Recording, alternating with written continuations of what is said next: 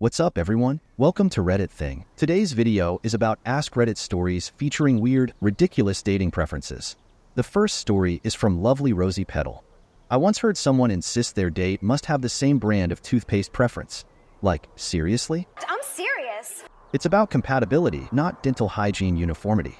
Whoa, hold up. They really said their date has to use the same brand of toothpaste? Are you kidding me?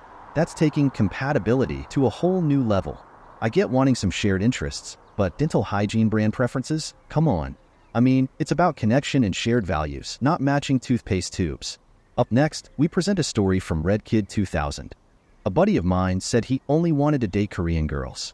One of our mutual friends at college tried to set him up with her roommate, who was an exchange student from Korea. The next day, she asked him if they were gonna see each other again, and he said no.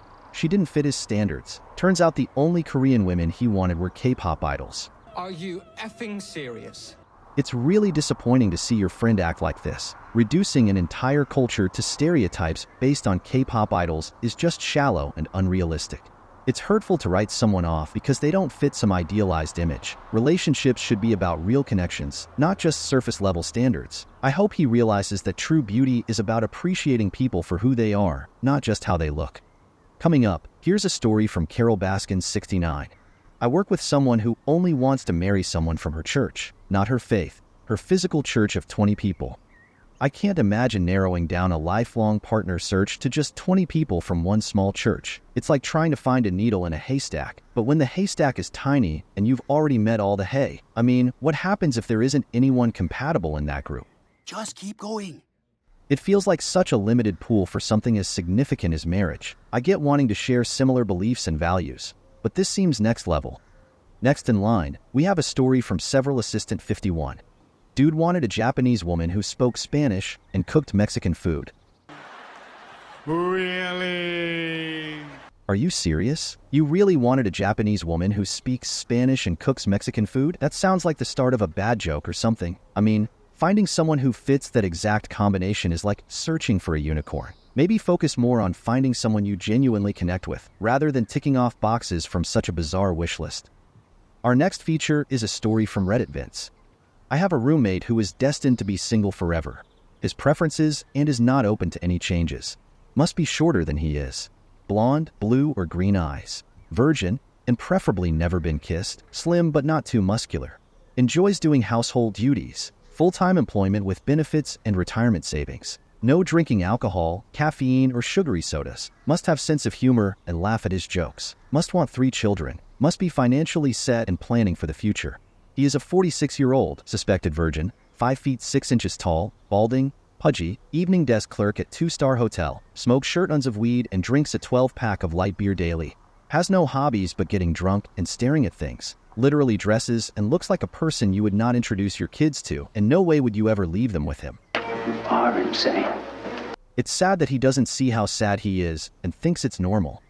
Is this for real? I can't believe how incredibly specific and unrealistic those preferences are. It's like he set himself up with a checklist that's more of a fantasy than anything achievable. And the way you've described him, it's really sad to think he's so stuck in his own bubble and doesn't see how disconnected he is from reality. It's genuinely sad to think he might not even realize how much he's missing out on. Before we move on to the next story, I want you to do me a little favor by subscribing and liking this video. Thank you. Moving on, we bring you a story from Mazzy Stardust 216.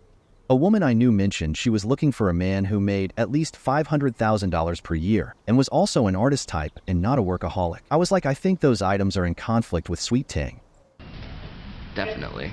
Are you out of your mind?